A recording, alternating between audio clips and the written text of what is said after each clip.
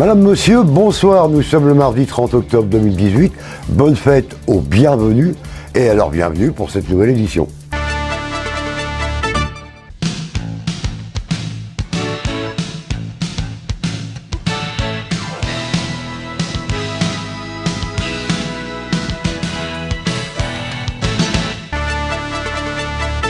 Nous vous donnons rendez-vous donc samedi 3 novembre à 16h pour un direct concernant le rassemblement du 17 novembre 2018.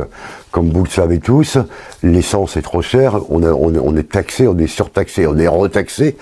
Donc nous avons invité Jean-Pierre Pierrard, Damien Demarigny et M. Beauchef Éric pour débattre sur cette journée. On doit la faire. On ne doit pas la faire, ça sert à quelque chose, ça sert à rien. Donc rendez-vous samedi 3 novembre 2018 à 16h et ce sera en direct sur les réseaux. Fine Alpaca, c'est de la haute couture, mais connaissez-vous cette laine? Vincent Rio nous dévoile ce trésor de chaleur. Aujourd'hui, nous recevons donc Vincent Rio qui vient de créer un projet avec une démarche éco-responsable qui se nomme Fine Alpaca. Alors, Fine Alpaca, c'est une entreprise franco-péruvienne qu'on a créée avec mon épouse en février dernier. Donc mon épouse est péruvienne, c'est pour ça que on est parti sur ce produit-là. Donc c'est des vêtements et accessoires de mode en fibre naturelle. Donc essentiellement en bébé alpaga, donc c'est le poitrail de l'animal, hein, c'est une sorte de lama. Donc c'est une des meilleures laines au monde. Ses valeurs, c'est la chaleur, la légèreté.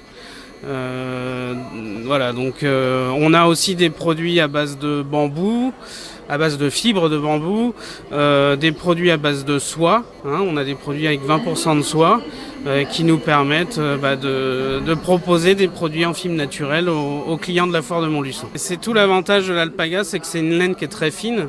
Le bébé alpaga, il me semble, c'est 22,5 microns au niveau de la fibre, donc c'est une des laines les plus fines au monde. Et qui a des qualités. Enfin, c'est utilisé depuis des millénaires au Pérou. Hein. On a retrouvé des pulls en alpaca qui avaient plus de 2000 ans. Donc, il faut bien évidemment l'entretenir comme un pull en laine naturelle. Hein. Il y a aucun produit synthétique dessus. Donc, c'est des produits qui ont des vertus de chaleur, de légèreté. Il faut savoir qu'à l'époque des Incas, les produits en alpaga étaient réservés à la famille royale. Donc ça concurrence aujourd'hui le cachemire ou le mohair, qui sont des laines un peu plus connues par les Français. Mais en termes de qualité de laine, c'est un équivalent. Oui, j'ai un site e-commerce qui s'appelle fine-alpaca.fr où j'ai un peu plus de stock sur le stand de la foire parce que je voulais quand même réserver plus de modèles aux visiteurs de la foire de Montluçon. Après, ce qui me restera après dimanche, j'ai vendu déjà quand même quelques modèles, hein, donc si vous voulez découvrir l'alpaga, sur le site internet finealpaca.fr. Des produits qu'on ne trouvait pas spécialement en France, en tout cas très peu. On a beaucoup de marchands péruviens sur les marchés dans l'hexagone français. Je voulais pas faire la même chose, bien évidemment. Donc je me suis appuyé sur des produits un petit peu haut de gamme, enfin des produits haut de gamme qui sont peu distribués sur le sol français. Il n'y a aucune fabrication qui se fait en France. La laine vient du Pérou. Cette démarche est une démarche éco-responsable. Déjà, ça permet de faire travailler des milliers de familles sur place, hein, parce que la production d'alpaga, c'est des agriculteurs locaux. Donc ça permet aussi de faire travailler des familles péruviennes. Donc c'était créer un lien entre la France et le Pérou. Donc s'appuyer sur des productions locales, c'est une démarche éco-responsable puisque c'est de la fibre naturelle, hein, et ça fait travailler l'agriculteur local. De nombreux élus de la région se sont concertés ce lundi pour la signature du dispositif Action Cœur de Ville. Lancé par Édouard Philippe, le Premier ministre, le plan Action Cœur de Ville doit mobiliser plus de 5 milliards d'euros pendant le quinquennat. Ce projet est porté par le ministre de la Cohésion du Territoire, Jacques Mézard, qui en a présenté la feuille de route le 17 avril dernier. De nombreux élus de la région se sont concertés ce lundi pour la signature du dispositif Action Cœur de Ville. Lancé par Édouard Philippe, le Premier ministre, c'est pour revitaliser les centres-villes de 122 communes. Le plan Action Cœur de Ville doit mobiliser plus de 5 milliards d'euros pendant le quinquennat. Le constat est alarmant et le mal profond. Inexorablement, le cœur des villes se meurt. Des rideaux sont tirés, des commerces fermés. L'activité en berne. Un plan d'action gouvernementale vient d'être initié et des moyens annoncés.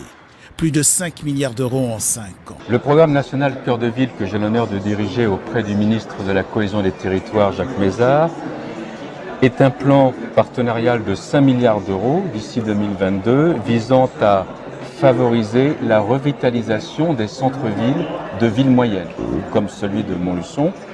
222 villes de métropole et d'outre-mer ont été sélectionnées. Il y en a 3 villes d'ailleurs dans l'Allier.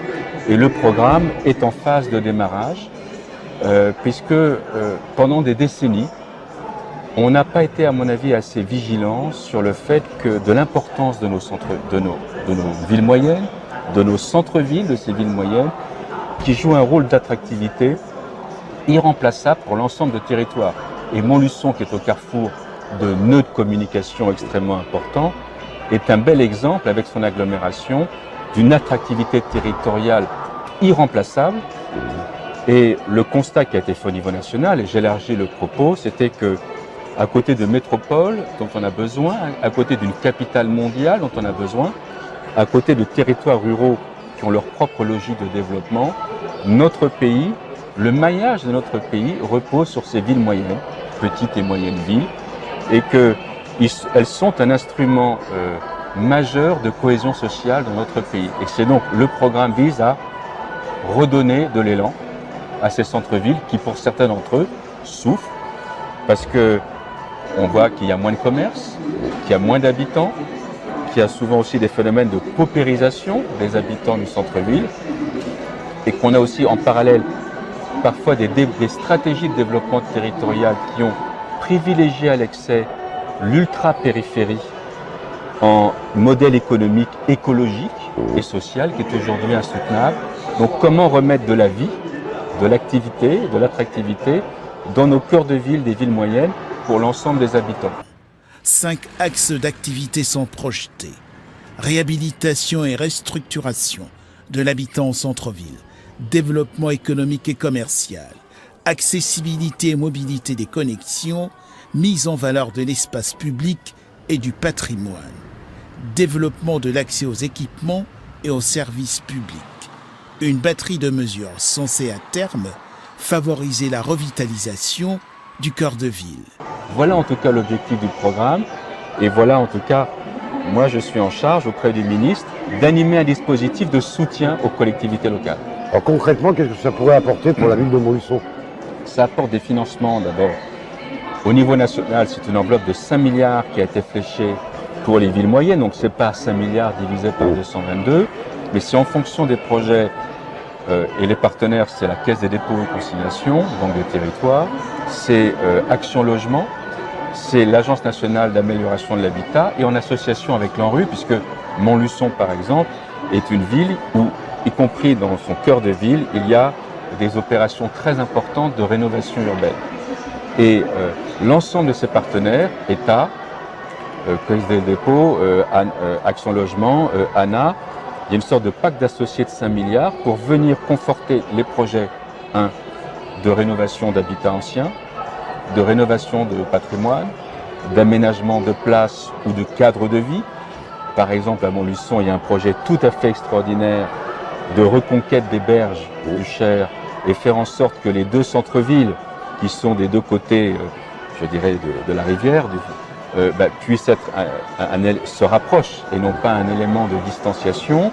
Ça veut dire aussi toutes des opérations de restructuration des commerces pour que les commerces de centre-ville soient les plus attractifs possibles, et parce qu'il y a aussi des taux de vacances commerciales qui, dans certaines rues, sont extrêmement importants. Porté par le ministre de la Cohésion des Territoires, Jacques Mézard, qui en a présenté la feuille de route le 17 avril dernier. Ce plan sera piloté par le préfet Roland Michel Blaiseau, qui en assurera la direction, l'animation et la coordination.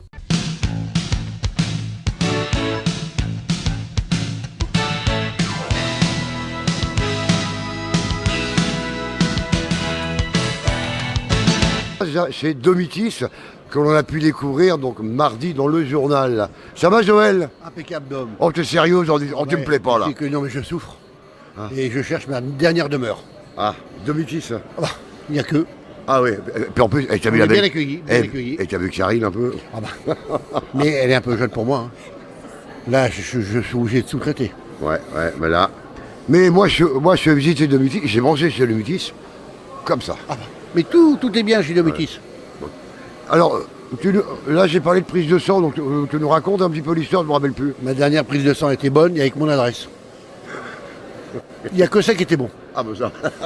Pour moi, c'est pas mal. Donc, tu n'iras pas à Domitis, tu iras à l'EHPAD. Aïe, oh, non. Bah si la prise de sang n'est pas bonne, tu iras à l'EHPAD. Il paraît qu'à Domitis, on mange bien. Ouais. C'est naturel. C'est même bio. Alors, je pense que je vais me remonter là-bas. Oui, mais à Domitis, rappelle-toi que c'est pas médicalisé. Mais je suis pas besoin de Bah, médicaments. tu me dis que ta prise de sang va pas. Eh ben, j'en ferai plus. Je ferai plus de prise de sang. Bon, tu nous racontes. Allez, dis-nous un petit peu ce qui va se passer pour la journée des seniors bientôt Et en Domitis est 2019. partenaire du forum Sport Santé Bien-être. C'est le premier jeudi du mois de juin en 2019. Déjà, les inscriptions sont presque complètes. D'accord. Ça sera au même endroit, à la ferme des Îlets? À la ferme des Îlets, au même endroit, et avec un animateur exceptionnel qui est en face de moi. Oh, bah alors là. Est-ce qu'on aura le droit de venir, nous? T'es trop jeune, toi. Ouais, ah, t'es gentil quand même. T'es gentil là. Tu fais pas tes 82 ans, quand même. Ah non. Bon, Karine, ça va? Ça va bien, oui, La foire merci. se passe bien? Parfait, impeccable. Impeccable. Nos seniors sont là. Et ben voilà, c'est ça. mais Alors, quel senior! Joël, pour information, on va bientôt venir faire le journal chez Domitis. On va Oui, faire le plateau pour l'après-midi chez Domitis. C'est ça. Donc j'aimerais bien que tu sois parmi nos invités pour venir qu'on discute un peu et qu'on rigole. On va se rigoler un peu de sourire avec nos mamies, nos papis. J'ai passé c'est ma top, vie à hein. rigoler, mais c'est quand même un plaisir. Hein. C'est toujours un plaisir de te voir, Joël. Bon. Alors, on n'a pas la date encore du plateau. Pas encore. Ça va venir. Ça va bientôt venir. Bon. On aura bientôt la date. Alors donc, prochainement, on vient encore nous le confirmer, le plateau, on va le déménager pour un après-midi. Ça sera chez Domitis en direct avec nos papis et nos mamies que j'adore. Allez, une petite page sportive en football. En Ligue 2, Clermont a fait match nul face à Brest 2-2. Demain, c'est la fête d'Halloween. Et le savez-vous, Halloween, c'est une fête folklorique et païenne, traditionnelle, originaire des îles anglo-celtes. Elle est célébrée dans la soirée du 31 octobre, la veille de la fête chrétienne de la Toussaint. La fête d'Halloween est introduite aux États-Unis et au Canada après l'arrivée massive des migrants irlandais et écossais. Alors pour cette fête d'Halloween, donc voici quelques manifestations de ces fêtes bien traditionnelles. Donc dans l'Allier, à Bellerive-sur-Allier, légende d'automne du mercredi 31 octobre au samedi 3 novembre. À Uriel, ce sera un goûter Halloween à la salle des fêtes de 14h à 16h45. À Saulcé, une chasse aux bonbons et une boum seront organisées par l'amicale du RPI. Ça, c'est de 16h à 17h30. On continue à Ghana, animation Halloween, fabrication de guirlandes de monstres à 16h30 à la maison de la presse. À Hérisson, défilé d'Halloween, c'est de 14h30 à 17h30. Et à Lignerolles, ce sera la nuit de l'horreur à partir de 20h et le départ se fera face au cimetière. À Montluçon, au glacier, grosse soirée Halloween. Au Délirium, ce sera avec le pharaon, soirée Halloween, bonbons, maquillage. Et c'est à partir de 18h. Et dans la Creuse accro, chasse aux bonbons dans le village, départ 15h à la salle des fêtes. Et à Guéret, les monstres seront au labyrinthe hanté de 18h à 21h. À la souterraine, donc, une grande fête pour se faire peur, c'est sur le site médiéval de Brivier. L'entrée est libre de 15h à 22h, mais il est prudent de venir déguisé. Et à Belban-l'Abbaye, Halloween au Cénovision à partir de 17h30. Ce soir à la télé, donc sur C8, les Sous-Doués en vacances, et sur M6, Incroyable Talent. Donc à demain pour une nouvelle édition. Bonne soirée à tous et portez-vous bien.